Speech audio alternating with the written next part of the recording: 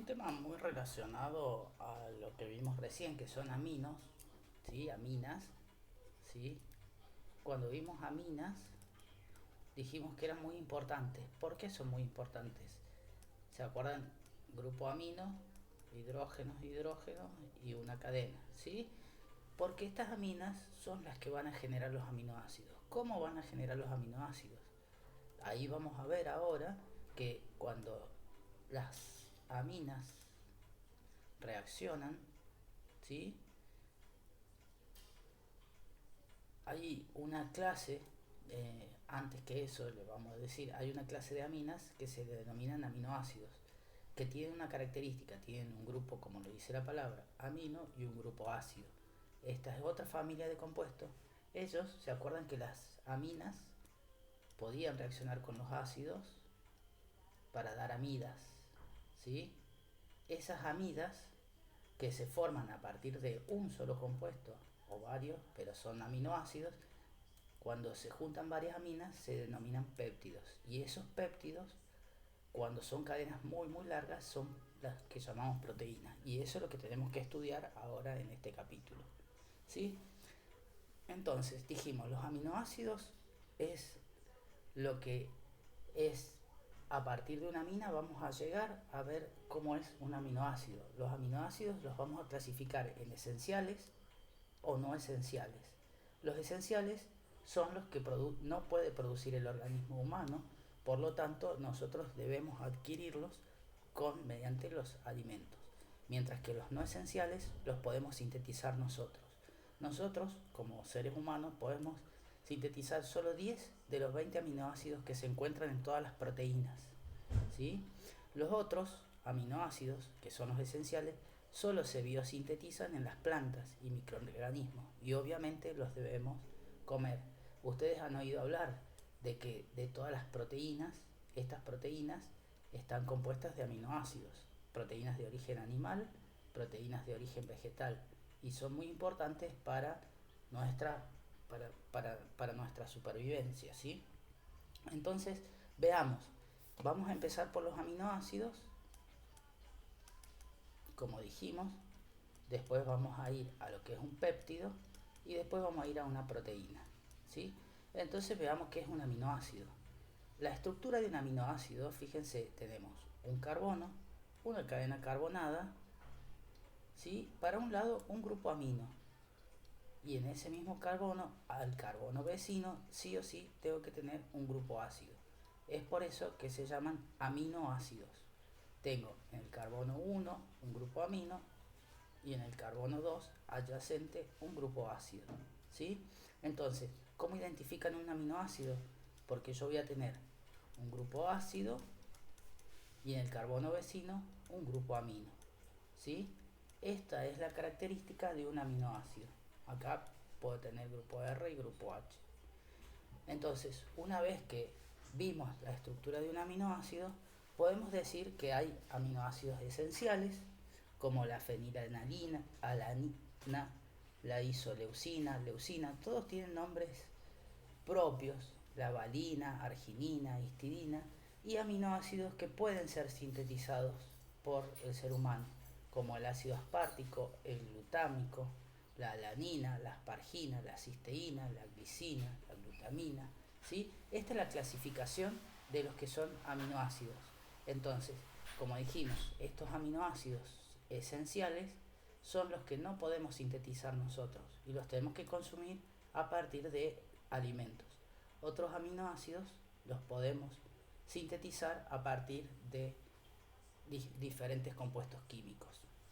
¿Por qué son importantes? Como dijimos antes, los aminoácidos son las estructuras que generan proteínas.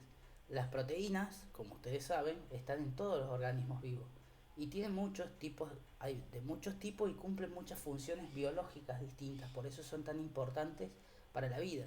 Por ejemplo, la queratina en la piel de las uñas, la fibroína de la seda, de la telaraña. Se estiman que hay alrededor de 50.000 o 70.000 enzimas que catalizan reacciones biológicas en nuestro cuerpo y todas ellas son proteínas. Fíjense si es importante conocer las estructuras de las proteínas. Independientemente de para qué sirve cada proteína, todas están constituidas por muchas unidades de aminoácidos que están unidas entre sí. Lo que tenemos que ver es cómo se unen estos aminoácidos para generar las proteínas, ¿sí? Y como dijimos antes, el aminoácido lo vamos a reconocer porque vamos a tener un grupo ácido en el carbono 1 y un grupo amino en el carbono 2. En su gran mayoría, tienen nombres propios. Este aminoácido, que tiene una cadena de 3 carbonos, tiene el grupo ácido, el grupo amino y bueno, el metilo, se llama alanina. O sea, la nomenclatura de estos aminoácidos va a ser una nomenclatura propia para cada uno de ellos, ¿sí? Y como dijimos recién, nosotros dijimos, son importantes los aminoácidos, ¿por qué? Porque generan proteínas, ¿sí? Porque son bloques de construcción, o sea, este aminoácido va a reaccionar con otro aminoácido igual que mediante un enlace amida, ya lo vimos, los ácidos reaccionan con las amidas para dar con las aminas para dar amidas, ¿sí? Y muchas uniones de estas amidas, fíjense acá, están todas las amidas unidas, van a generar lo que es una proteína, ¿sí? Como la reacción, ¿se acuerdan que vamos a tener, supongamos, este aminoácido con un H y un R? Este es un aminoácido, le vamos a sumar otra vez el mismo aminoácido. Y fíjense qué es lo que puede pasar. El ácido, ¿con quién reaccionaba? Con la amina. ¿Y cómo reaccionaba? Acuérdense que el nitrógeno era el nucleófilo, iba y atacaba el carbono. Entonces tenemos, en principio, esta es la primera parte de la estructura que nos va a quedar acá, ¿sí? El carbonilo, el NH2, y acá ¿qué se va a pegar? Se va a sustituir el OH por la otra parte, ¿sí? Estamos acá, entonces acá vamos a separar los hidrógenos. Toda esta parte es la que se va a unir: nitrógeno, hidrógeno, ¿sí? Carbono, hidrógeno, grupo R, carbono y OH, más agua. ¿Está bien? Fíjense que lo que queda es este hidrógeno con el hidroxilo de acá. Y fíjense que acá hemos formado esta unión que la vamos a denominar unión peptídica, ¿sí? Y también fíjense que acá queda un grupo NH2 y acá queda un grupo ácido. Por lo tanto, este grupo NH2 puede volver a reaccionar de la misma forma con la parte ácida del aminoácido, ¿sí? Para alargar la cadena. Y este grupo que es ácido puede reaccionar con el grupo amino de otro aminoácido para seguir alargando la cadena. Por eso nosotros decimos que es una cadena polimérica de muchos péptidos, de muchos aminoácidos. Entonces, los aminoácidos, cuando reaccionan entre sí, generan péptidos, ¿sí? O proteínas. ¿Cómo lo defino? Un péptido es una cadena larga, ¿sí? de aminoácidos, ¿sí? Que han reaccionado mediante uniones peptídicas o mediante formación de amidas, con menos de 50 aminoácidos en la cadena. Si tiene más de 50 aminoácidos en la cadena, se llaman proteínas. Entonces, esta estructura que ven acá, que es una poliamida, fíjense que son muchas uniones amidas que se logran haciendo reaccionar aminoácidos entre sí. Si tiene menos de 50 bloques de construcción, y a cada bloque es cada aminoácido, estamos en presencia o le denominamos péptido. Si tienen más de 50, lo vamos a denominar proteína, ¿sí? Entonces, ya sabemos hasta dónde llegamos con las proteínas, y por ahí es importante, en base a la estructura del aminoácido, nosotros ya dijimos, un grupo ácido, en el carbono vecino, un grupo amino, ¿sí? Fíjense que esta es la estructura como nosotros la escribimos, pero si nosotros ponemos el aminoácido en agua, fíjense que puede formar puente de hidrógeno, tanto el grupo amino como el grupo ácido. Este compuesto se protona, ¿sí? Fíjense, el grupo amino en medio ácido se protona y el grupo carboxílico pierde el protón, ¿sí? Entonces tenemos estas estructuras, este tipo de estructura. Esta estructura es la estructura del aminoácido. Cuando lo disolvemos en agua forma esta estructura. El grupo amino gana un protón, el grupo ácido pierde un protón, ¿sí? El grupo carboxílico pierde el protón, el grupo amino gana el protón, ¿sí? ¿Y qué pasa con eso? Nosotros sabemos que, fíjense, ¿cómo hacemos esa estructura? Esa estructura que vimos antes se llama suiteriónica. ¿Por qué? Porque tiene dos cargas, positiva y negativa. Es totalmente neutro, ¿sí? Bien, entonces, ¿cómo hacemos esto? Fíjense, tengan en cuenta que yo acá tengo el aminoácido original con el grupo carboxílico y el grupo amido. Este grupo, cuando yo lo pongo en solución acuosa, si llevo un pH de 7, ¿sí? Sabemos que este grupo pierde el protón, ¿sí? Y este grupo se protona, ¿sí? Por esta razón, lo que nosotros tenemos acá es lo que se llama suiterión. Entonces, cuando tenemos un aminoácido, lo ponemos en una solución, este aminoácido se transforma en un suiterión. ¿Cómo se transforma en un suiterión? El grupo carboxílico pierde un protón, el grupo amino gana un protón. Obviamente este queda cargado negativamente y este queda cargado positivamente, y este negativamente. Entonces, tengamos en cuenta eso para ver después qué es lo que pasa cuando yo tengo el suiterión y lo pongo en una solución ácida, ¿sí? Si yo acá pongo un ácido, el suiterión actúa como base, ¿sí? Si actúa como base, ¿qué tiene que hacer? Aceptar un protón, ¿sí? Y si tiene que aceptar un protón, ¿quién puede aceptar un protón? Este. Acuérdense que el protón es un hidrógeno con carga positiva. ¿A dónde va a ir? ¿A este o a este? Y obviamente va a ir al que tiene carga negativa. Entonces queda esta estructura. ¿Qué pasa ahora? Igual si tengo el suiterión y lo pongo en medio básico. Por este tiene que actuar como ácido, ¿sí? Por lo tanto tiene que aceptar un protón. ¿Quién puede, tiene que ceder un protón? ¿Quién puede ceder un protón? ¿Este grupo o este grupo? Obviamente este. Por lo tanto, este cede el protón, pierde la carga y queda cargado negativamente, ¿sí? ¿Por qué es importante esto? ¿Qué es lo que nos dice esto? Esto nos dice que dependiendo del pH que yo ponga el aminoácido, ¿sí? Yo lo tengo en estado suiterión.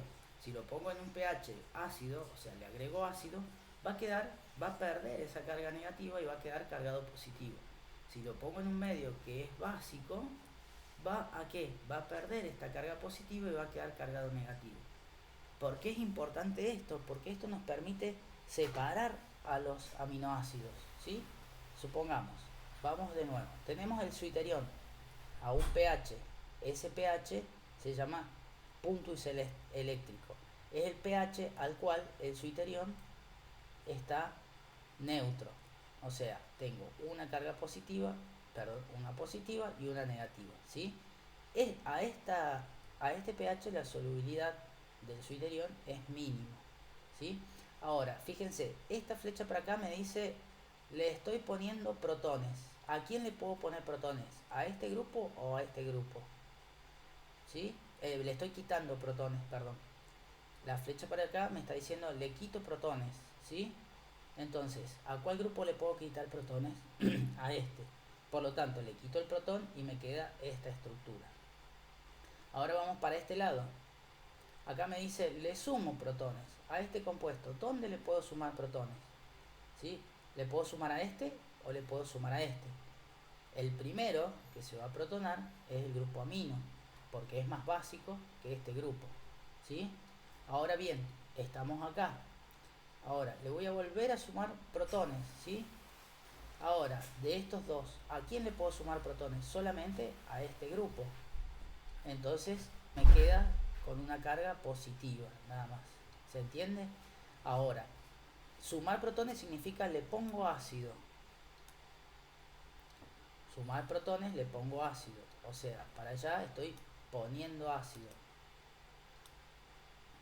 Para acá, siempre que me muevo para acá, estoy poniendo base. ¿Sí? Entonces, fíjense, a este compuesto yo le saco protones. ¿Sí? ¿A quién le puedo sacar protones? ¿A este o a este? Ahí le puedo sacar a los dos. ¿Y cuál es el ácido más fuerte? ¿Este o este? Este ácido es más fuerte. Por lo tanto, pierde el protón. De acá para allá, otra vez, lo mismo.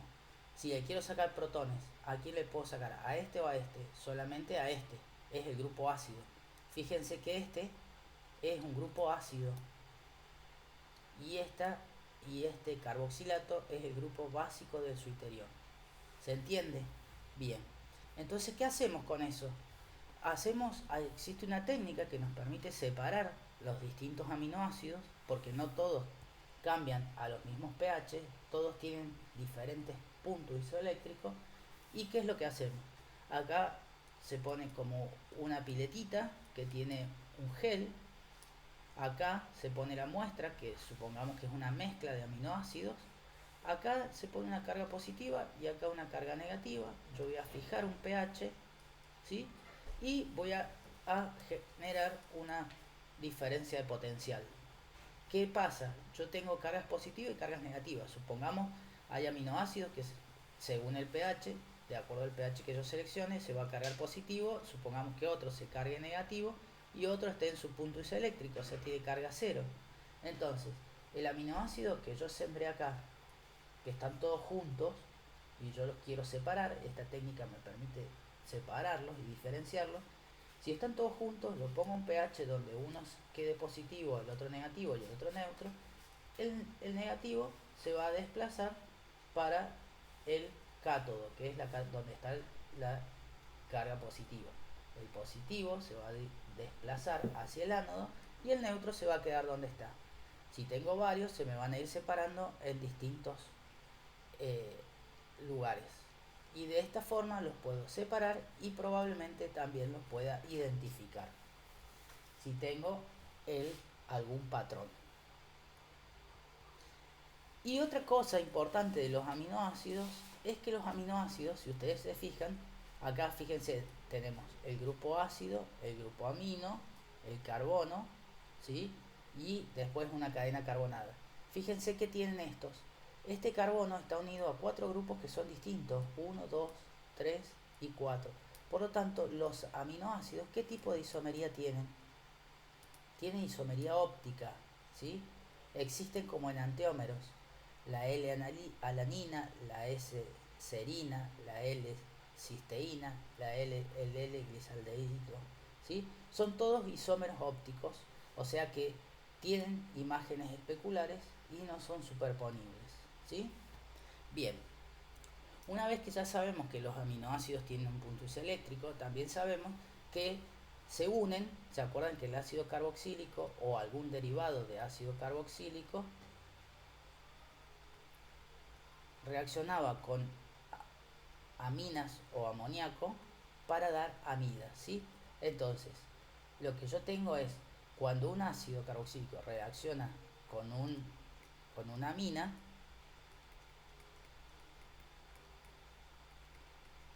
más una amina, ¿se acuerdan que daba la amida? ¿Ustedes cómo sabían que era una amida?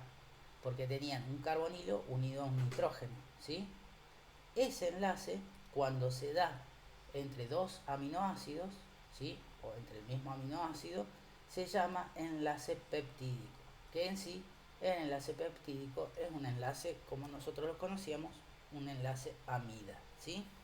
Veamos este caso. Podemos hacer que reaccione la alanina con la serina, ¿sí? Entonces, fíjense, esto que está acá, ¿qué sería? La alanina. ¿Qué es lo que ha pasado? Este nitrógeno de la serina perdió un protón ¿sí? Y acá sale el agua y queda unido a la alanina, ¿sí? Y la unión que tiene acá es la unión peptídica, ¿sí? Las proteínas y los péptidos ya dijimos que son polímeros, o sea, son muchas partes que están compuestas por estos aminoácidos, ¿sí? Acá lo único que esos aminoácidos se llaman residuos, ¿sí? Y están unidos entre ellos por enlaces amida.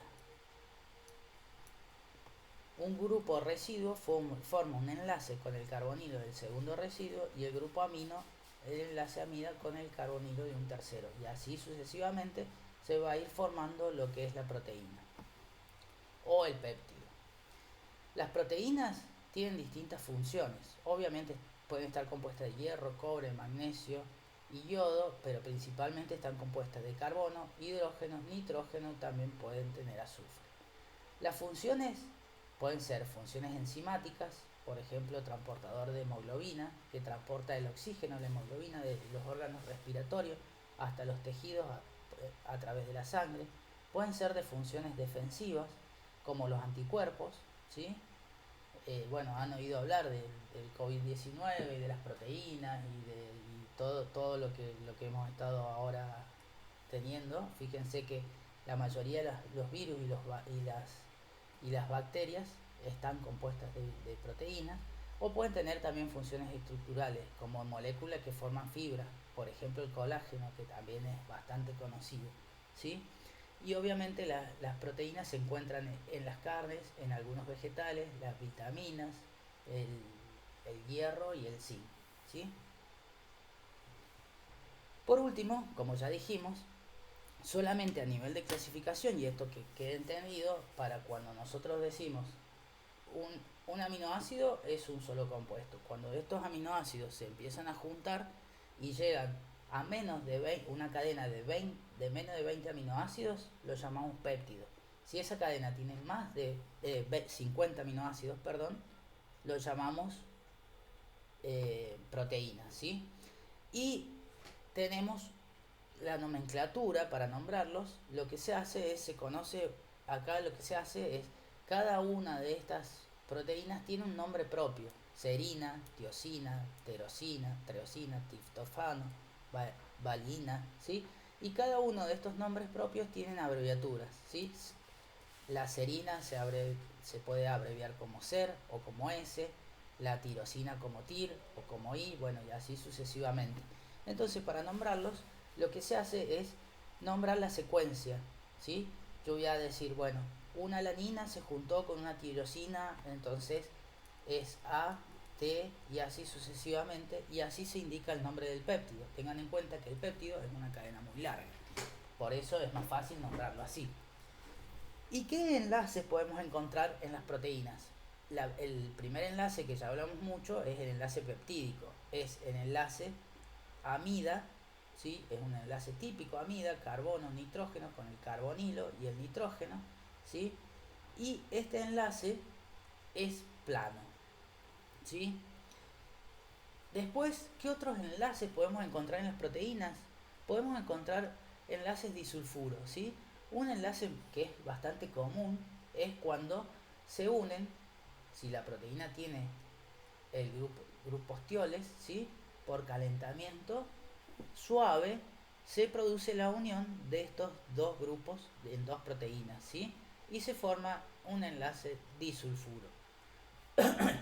Ese enlace disulfuro no solamente se puede formar entre dos aminoácidos que están conformando una proteína, sino también pueden hacerlo entre, cuando ya se hizo una cadena larga, ¿sí?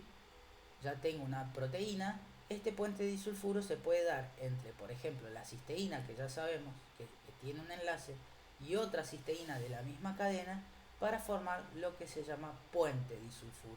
La reacción es la misma, nada más que acá queda como un enlace que une dos aminoácidos.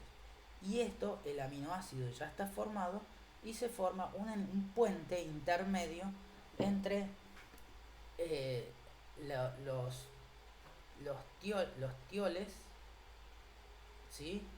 que tienen los diferentes grupos que quedan colgando, ¿sí? O sea, acá la cisteína le queda un grupo tiol colgando, después viene la tirosina, después vienen los otros aminoácidos, ¿sí? Y acá, por ejemplo, hay otra cisteína que va a tener otro grupo. Si yo lo caliento, acá se forma el puente disulfuro. Es dentro de la misma proteína, cuando ya tengo la cadena de proteína, puedo estar formando estos puentes disulfuro, ¿sí? ¿Y qué es lo que hacen? ¿Qué es lo que produce eso? Ya lo vamos a ver más adelante, pero en sí lo que hacen es que la cadena se empiece a doblar, ¿sí? Entonces, una de las cosas importantes es la secuencia. Las proteínas, como les dije antes, las vamos a nombrar nombrando la secuencia de aminoácidos que están encadenados, ¿sí? Por ejemplo, esta proteína, ¿cómo la nombraría? Le voy poniendo la secuencia de aminoácidos, la glicina, la valina, la cisteína, etcétera, etcétera, etcétera, hasta el final. Acá tengo 21 unidades de aminoácidos, ¿sí? Y después, en otra cadena B, por ejemplo, tengo todos estos aminoácidos unidos en esta secuencia, ¿sí? Y además, fíjense, acá tengo la cisteína que puede hacer unión y que acá hace unión puente disulfuro con la cadena A. Acá también tengo otra unión puente disulfuro con la cadena A. Y acá tengo otra unión intra cadena A. Todo esto que está acá químicamente es lo que nosotros llamamos insulina, ¿sí?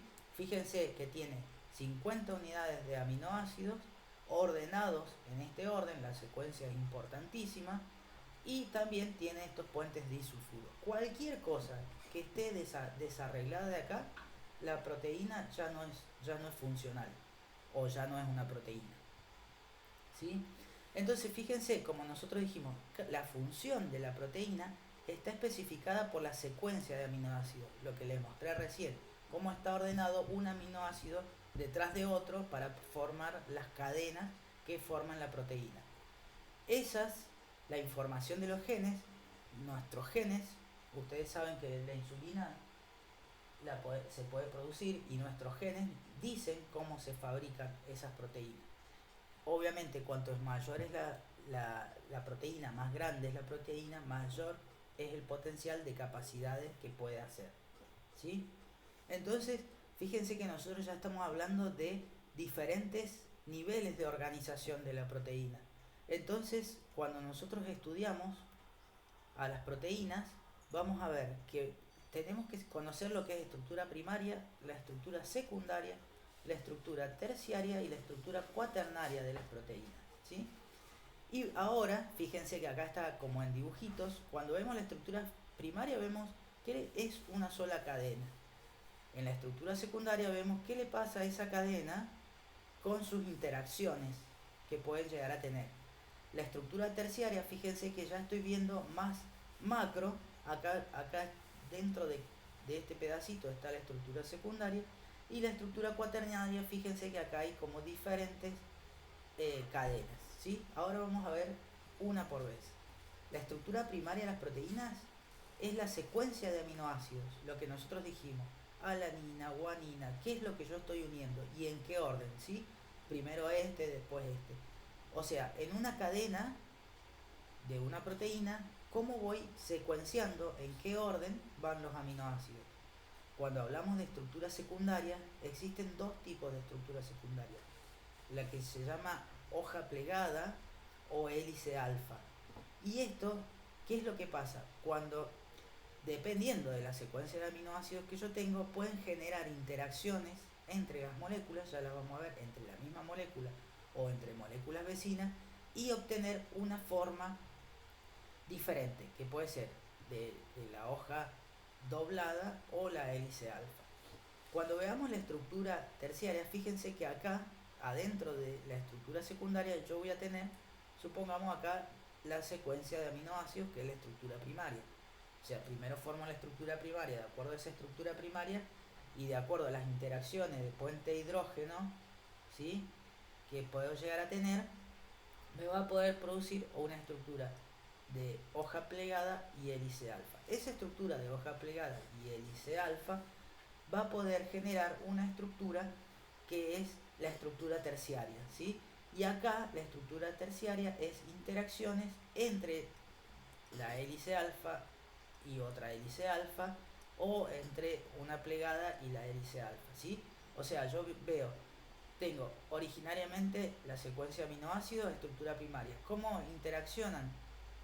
Mediante puente hidrógeno, puede ser. Esos átomos unidos en la cadena principal me determinan la estructura secundaria, en general la hoja plegada o la hélice alfa.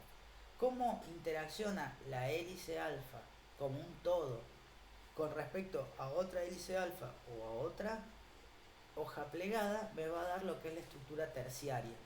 Y después la estructura cuaternaria de una proteína es cuando aquella proteína está formada por más de una cadena de aminoácidos. Cómo interaccionan dos cadenas de aminoácidos para formar la estructura cuaternaria. Cualquier ruptura o cualquier cosa que le pase a cualquiera de estas estructuras, la proteína deja de cumplir su función, ¿sí? Entonces dijimos, la estructura primaria de una proteína es la secuencia de aminoácidos, como la que vimos previamente, ¿sí? Acá, ¿cuál sería la estructura primaria de esta proteína? Glicina, hilenina, valina, glicina, etcétera, etcétera, etcétera, ¿sí? Ahora, ¿cuál es la estructura secundaria? ¿Sí? Fíjense, son los pedazos. Acá fíjense que está la estructura primaria de esta proteína. Esta proteína es la mioglobina, ¿sí? Esta proteína tiene esta estructura y fíjense que de acuerdo a cómo se unen, este grupo carbonilo puede hacer puente hidrógeno con este grupo amino. Igualmente esto, y etcétera, etcétera. Acá todos están los puentes de hidrógeno. Estas interacciones puente hidrógeno que tenemos entre el grupo carbonilo y el grupo amino, NH, es lo que hace que esta en particular, debido a la secuencia de ordenamiento de los aminoácidos, se pueda plegar, ¿sí? Y no esté como una cadena lineal. Fíjense, esta es una estructura en 3D hecha mediante algún desarrollo de software, ¿sí? Por ejemplo, una lámina plegada. Esta estructura secundaria pertenece a la concavalina. La concavalina tiene su estructura primaria, acá ustedes la ven, ¿sí? Fíjense, está la secuencia de aminoácidos, y acá pueden formar puente hidrógeno entre dos cadenas, ¿sí? Al formar ese puente hidrógeno, esta estructura del aminoácido se pliega. Entonces, fíjense que queda como un librito. Esto es típico de la concavalina y varias más, ¿sí? Y es una lámina beta plegada, ¿sí? Este es la estructura hecha mediante algún software, ¿sí? Fíjense que entonces tenemos la estructura primaria, la estructura secundaria, que son cómo interaccionan mediante puente de hidrógeno, y ahora podemos ver la hélice alfa que se produce, que lo que yo estoy viendo es, la estructura terciaria es cómo interaccionan. Fíjese, acá yo tengo una hoja plegada y acá tengo un pedazo de la misma que es una hélice alfa, ¿sí? Hoja plegada, hélice alfa. De acuerdo a las interacciones que puedan llegar a ver, estas dos pueden interactuar y formar una estructura tridimensional, que acá ya no tienen nombre, que es característica de la proteína, ¿sí? Esa estructura se llama estructura terciaria.